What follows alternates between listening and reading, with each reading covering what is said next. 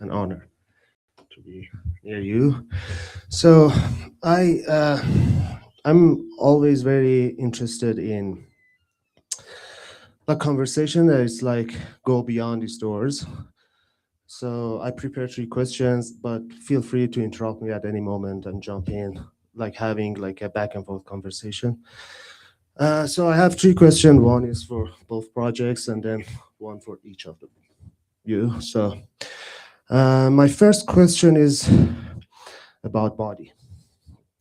It feels that body is very central to both films. So in Rebecca's piece, body is preserved and held still to resist change.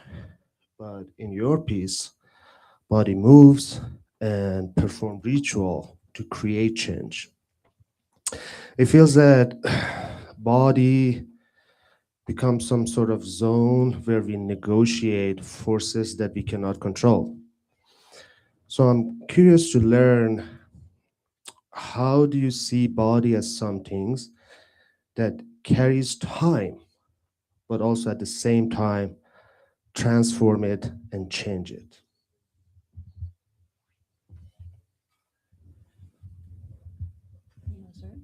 Sure, I can start. Sure, I think I'll talk really slow. And no, first, thank you so much for the generous question, and thank you for being here. I guess the way that body has time in Tempest Fugit is obviously in the preservation, but also in the absence of the body, or how like material stands in for the body. And then I think the desperation for material to carry the body or maintain a trace of the body as the film goes on. This time watching it through, it's been a while since I've watched it. I was thinking about how much it reflected like movements of my own grief and the kind of absurdity of trying to hold on to something that is no longer, and also the beauty of that and the play of that. And we often talked about the process of filming as a sort of seance. And of course, like in a seance, there is no body that is present. Um, but I think the clamoring for a body in the piece is, in a way, mournful, but also by the end quite comedic.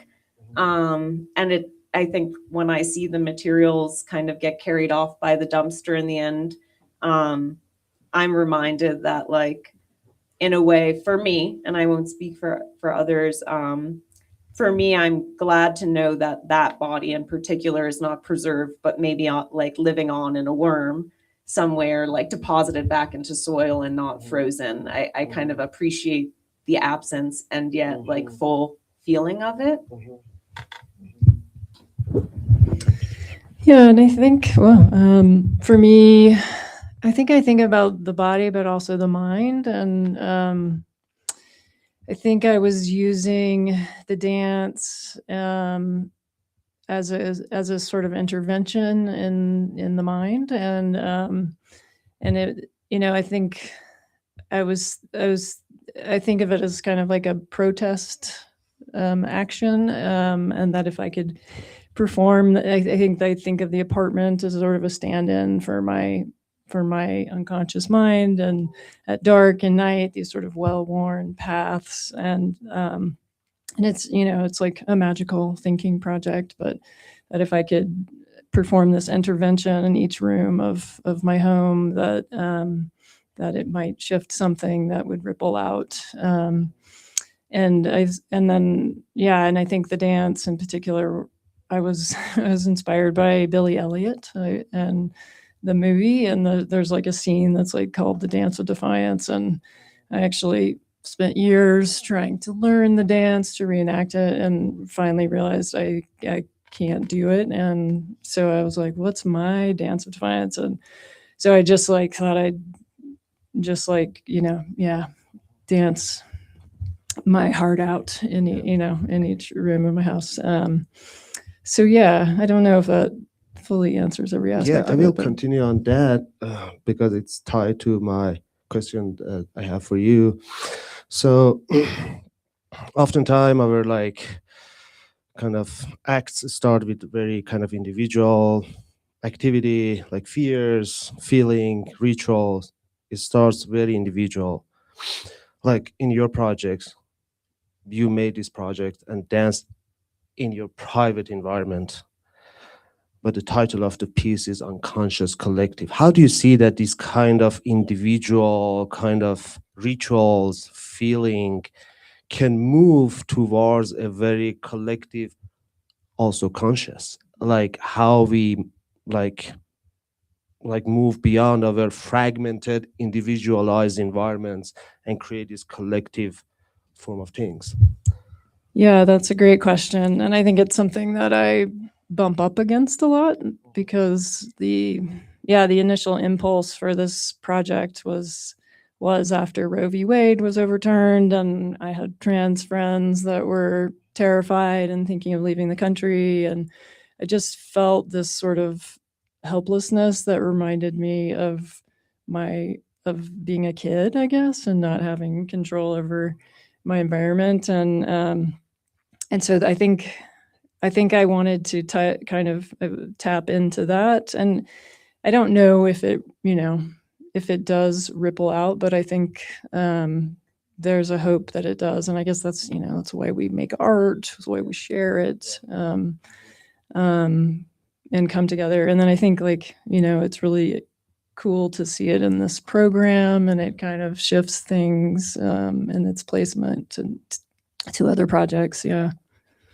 So yeah, like I know there's so many amazing artists among us, and I think, like as you mentioned, we are not like live to just create, but also to share and like have this conversation, which is very valuable.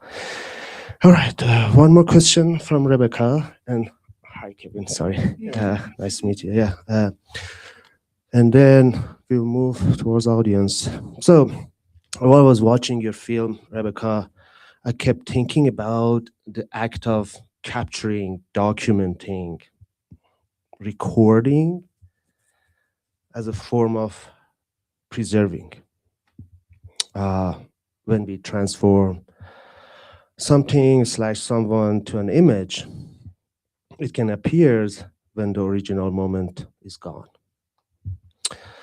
So do you think that when we record or document someone or some things, we can like keep them and hold on to them, or it makes their absence more visible?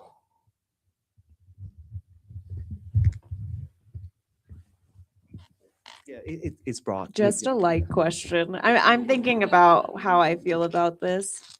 I think, I don't film people often, and I don't include Yeah. people figures in my films very often. But I did film the person whose house this is quite a bit. She was like one of the only people I've filmed pretty consistently in my life. It's my grandmother, which I think is probably evident by the timepiece kind of like datedness of the house. Um, I think filming someone or something innately transforms it into something else. And I think my process for the film started with going there and kind of just taking these long exposures of the house on 35 millimeter film stills. And because the house was very, very dark. And it just didn't feel like how I wanted to keep the house anyway. It was kind of maybe like too sentimental for me in a way. And I think there is sentimentality in this work, but inviting Kevin into the process and us going there and playing and kind of actively transforming the house consistently, I think was an effort to make it something else. And also respecting to Kevin, do you want to add anything? Yeah, I think looking back now, like I think since at the end of the film, obviously the house is cleared out, and knowing now, like when we go back to the house, like Dave, My Becky's dad lives there. now, so we have this kind of like little slice and this like moment and like this little archive of it all, like in the film, and I think I feel really lucky to have that, and it's having watched it again, it feels like you're back in the house in this way that we can't be, and so yeah, I think that's my most I think the archival nature of kind of us making the film was really special for me, and to be able to share that. So yeah. Thank you so much. Now, any question from audience? Hi all. Thank you for the works, first of all. My question is in regards with the notion of performance, and both in front and behind the camera. I think that this program had a lot of like very interesting camera work in very diverse ways, and maybe the question surrounds this idea of, well, first of all, like the process of deciding how to approach the body of the film, like a little bit in relation to what you were asking at the beginning, Nima, about like the notion of body is very much present even when it's in absence, say, for example, in Tempus Fugit. But how did the process of deciding how to approach maybe the embodied camera, let's say, you know, like how the camera is operating, cinematography, movement, that's in one sense, and maybe another way of looking at it as far as performance would be, one of the things that I was thinking, especially with both of your of these two films, was like maybe the thought of the performance of the house. In this case, I couldn't help but think of like the haunted house, you know, like genre cinema. I know that in your previous films, Rebecca and Kevin, genre has also been important. Like so anyway, it can go in either direction, no? Like either the performativity of the camera or the performativity of the body in front of the camera. Yeah.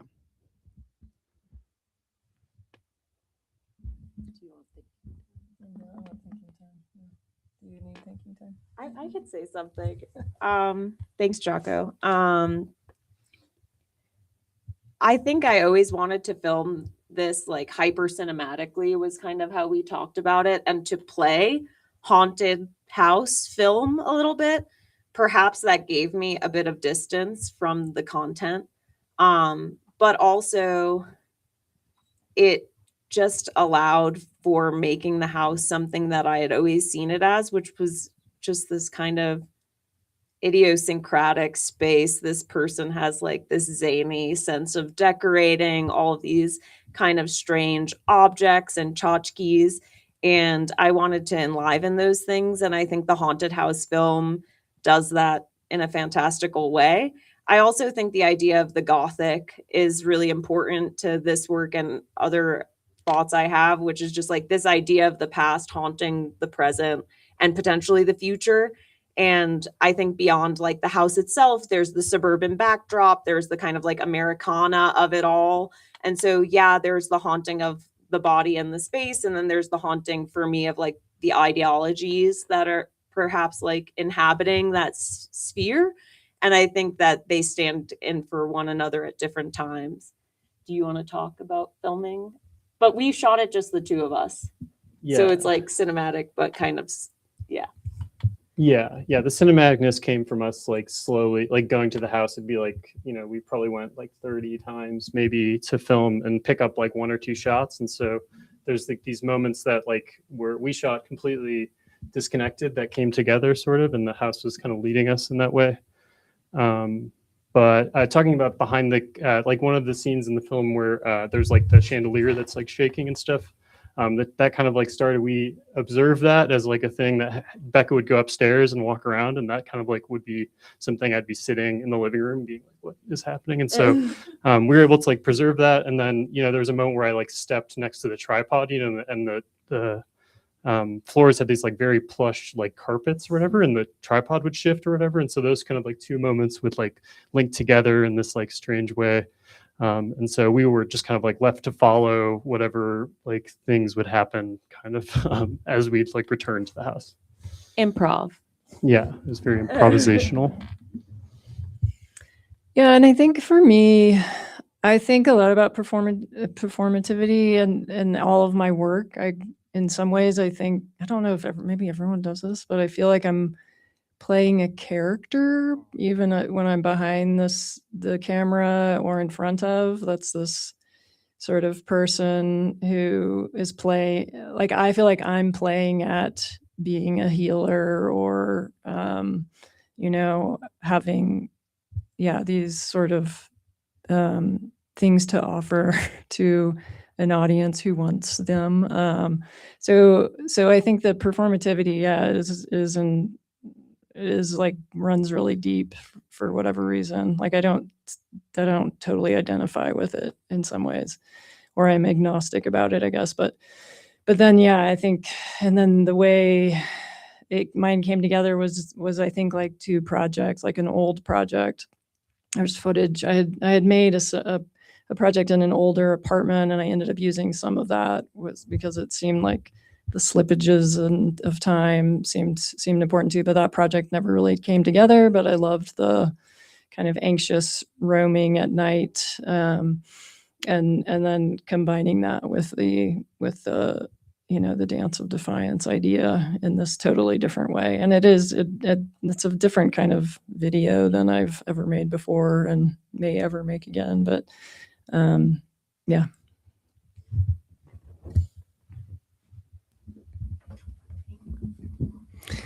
Hi, wow, I love this. And I gotta say, I've seen Tempest Fuges on a laptop, and this was like, I was like so blown away. So much respect to both of you and Kevin, the cinematography. And I know just Rebecca, you're such a master of sound too. It was just like, oh.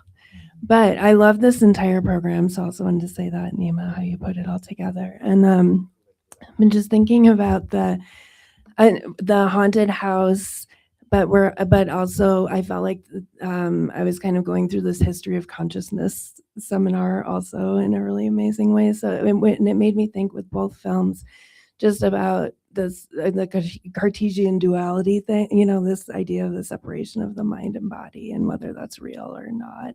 And I wanted to just ask that kind of question about if either of you were thinking about that with this making these films, because there is so much about the body and there is so much about the house, I think, in both of these pieces too.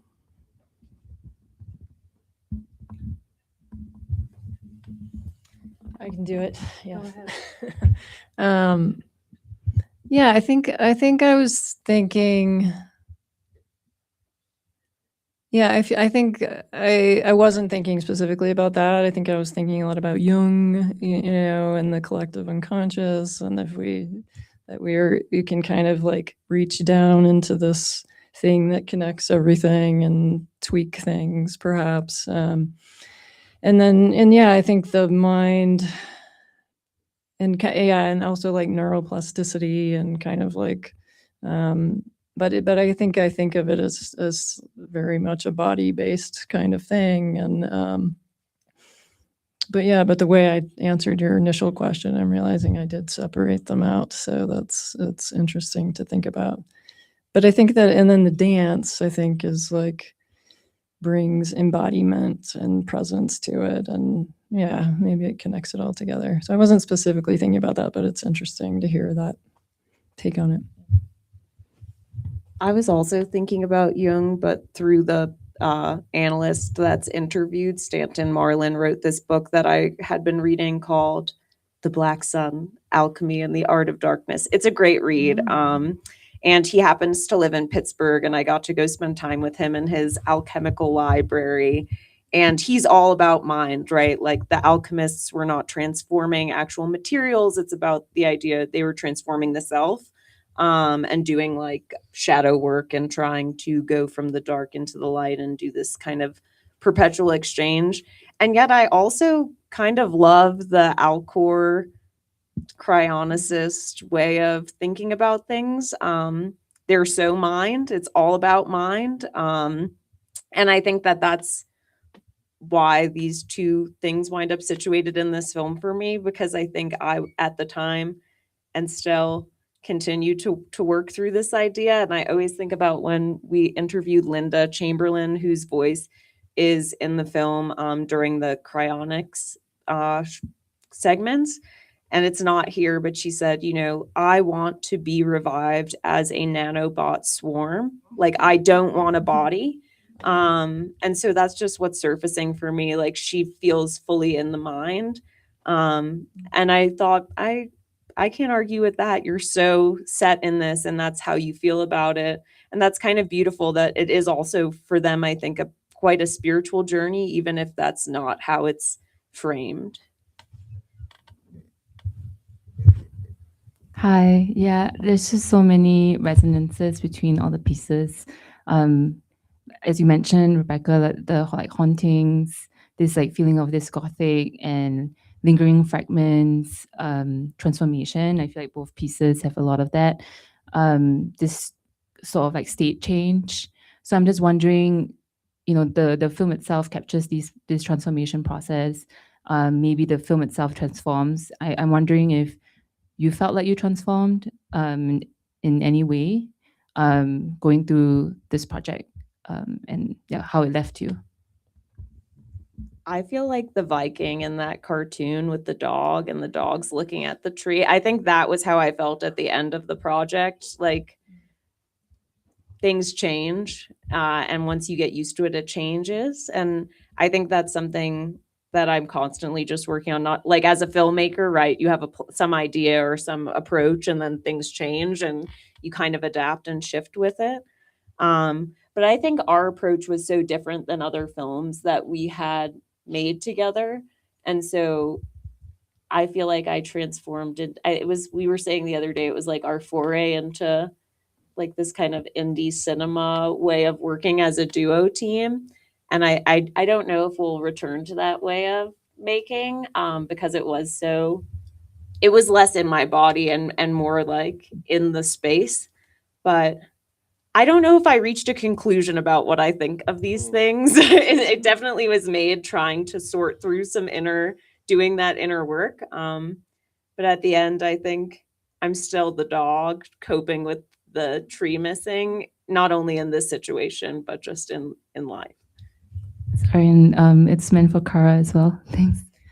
Yeah, I think I love this question because I want to ask that question like at every screening all the time. And because I guess it's weird that this is the only kind of work I've made maybe my whole life. And it never feels like it does anything for me. And I guess like I don't ever feel like it shifts anything. And maybe I'm not thinking of it in the right terms, you know, obviously like I'm growing as an artist and as an individual, I'm always kind of grappling with the challenges of life and whatnot. But yeah, I never feel like my work is doing anything in that way for me personally. But I guess my dream would be that it does something for people who watch it, or that it, you know, it has something that moves on. I think there's something like so, yeah, something so like dry or mechanical about making a movie that that kind of takes all that magic and the ritual vibe out of it when I'm making it. Yeah.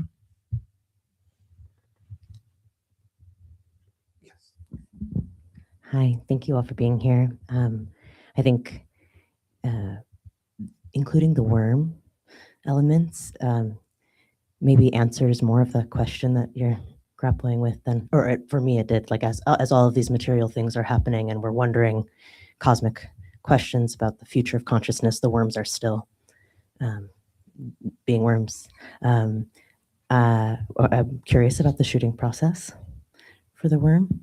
And my question for you, Kara, also, I'm curious about the still body and the bodies that are present and glitching, that are not reflected. And really, actually, the comparison between the two camera operators is more similar, I think, in that the obscured light that's glowing and perhaps moving behind it is not a body, but it's a spirit, like a reflection.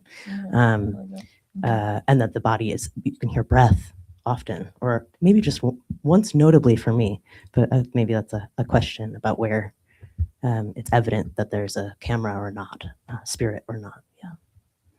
Thanks. Do you want to go first with the worm? Or? Sure. I could just say they were my worms. They lived in a tank in our apartment. I was working through it. So I think they were just kind of there. I was feeding them. I was watching them do their worming.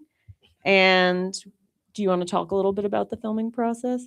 Yeah, Becca's films in the past had really always forayed into like the macro, was always like going as far in as possible, and so I like started doing some like camera macro stuff, and so yeah, I started kind of like building a little rig to try to really get into the box and be able to like move around. So yeah, that was kind of like a combination of a bunch of things that kind of like made it possible for us to really like be down in the dirt and yeah, pick up those shots and stuff. And yeah, we have slugs that grow on like a wall next to us, and so it actually started with like filming the slugs at night sometimes, and observing their like beautiful little like dance as their like little face and stuff, and the worms have their little face as well. So it's exciting to be able to pick that up, and you can see it. Yeah, we said decomposers, and a friend of mine calls them jewels of the night. Yeah. Are they pets or are they compost or both? They were both. Unfortunately, I did take them to Pittsburgh with me, and they also have decomposed now. I don't recommend keeping composting worms in a small apartment in New York City, but it was great. We just, yeah, it's just about observing them do their thing. The circle of life, yes. All right, the bodies, the still bodies, the laying down bodies. Yeah. Yeah, I think those are those are like that's like my family members. And I think I think of those as sort of like anxious ruminations or whatnot, and or just like permanently present beings in my mind that kind of come in and out of the foreground, I guess. And then I'm sleeping in one of the shots too, and so then it gets into like a dream kind of space for me. But yeah, I love the spirit take on the light and the dance. Yeah, that's nice. Last question, Mahda here.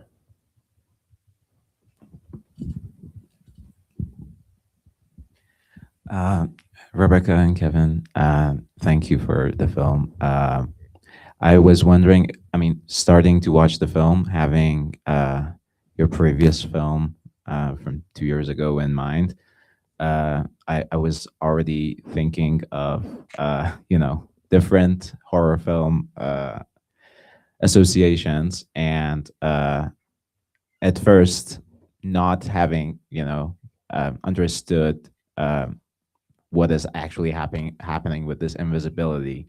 I was thinking of the Hollywood horror film The Entity, with the invisible haunting menace that ultimately kind of like is hinted that is us, the viewer, not like just a monster in the world of the film. But later on, as I catch up with, okay, what is actually happening? Where are the humans, the, kind of like hierarchical subjects of like narrative cinema? It becomes, it takes a turn that it no longer feels like a horror film. It kind of like, the movements become comic. Like there is like a, kind of like subtle comedy to these like vibrations and like movements that are marking the presence of this thing that is immaterial, so it can't be like captured by the film. So I was wondering if you had like any intention in probably making a turn from these horror touches to something that becomes like comic. And the other thing that I was wondering was that we do not, see humans. We see, traces and effects of their presence. But something that caught my attention was the screens within the film, that, for instance, like TV or whatever, they have sound, and there is nothing. Visually, there is nothing on them. So I was just curious, about that choice? I think the move to the comic, first, thank you for your thoughtful reflection on both films. I'll just say the last film that is being referenced was like a neo-zombie film about coal mining and data mining in the Pittsburgh region. And so I was thinking about like the haunting of industry and the future haunting of technology. And here, I think I am going to like a set of horror references, which are kind of funny to me. Like, I think it's a fine line. A big inspiration for the TVs was Poltergeist, and I think it's evident in certain ways. And I love the camp of that film. And I think also it was just dealing with the material. I think, as you know, there was just a silliness to the making of it. Us like triggering the garage one day and being like, oh, the ghost. And then there were moments where I'd be like, did you see that? Or the phone, there was a phone that would ring in the house that was disconnected. And so there were things that would stop us in our tracks and feel eerie. And then there were things that were just kind of like absurd. And I was obsessed with the idea of this, like, we call it the floating doobie scene. Like, this desperation to like sit at the table and have a smoke with my grandmother was something that lingered for me. And I really wanted to have that. And I think the more serious, in a way, my desire to have something real was, the more just naturally absurd it became, because it was, as you're saying, it's impossible, it's immaterial, it's not there. And so there's a sort of, I think it's like us haunting the house more than anything. The desire for the house to be haunted, like it's not, was the biggest letdown, right? I'm like, please, something happen. Nothing happens except for what we project into the space. And so I think allowing there to be a levity to that, and allowing us to kind of like laugh at ourselves in that moment. And I think people are always a little hesitant to like laugh at the film because it has a sort of seriousness to it. But I think there are moments that are kind of funny. And I think the person who lived in that house was a real funny person. And so I think even the trinkets around, like the turtle that looks and has this bizarre like grimace, or why is there a tiger table, or like, you know, just the absurdity of ruminating in that space was there for me. And I think often horror does venture into the absurd, and it's like the suppression of, it's either the tricks are really good or it's so scary, it touches something so deeply feared that it becomes not funny anymore. And for me, I think maybe like a way to work through grief was, okay, the house isn't haunted, but how can I find some beauty and levity here? Do you want to add anything? No, yeah. Thank you. All right. Thank you all. Thanks, Kara, Rebecca, Kevin. Thank you so much. Yeah, thank you. And yes, our next program is in an hour at 4 here, called Holding Together. Thank you.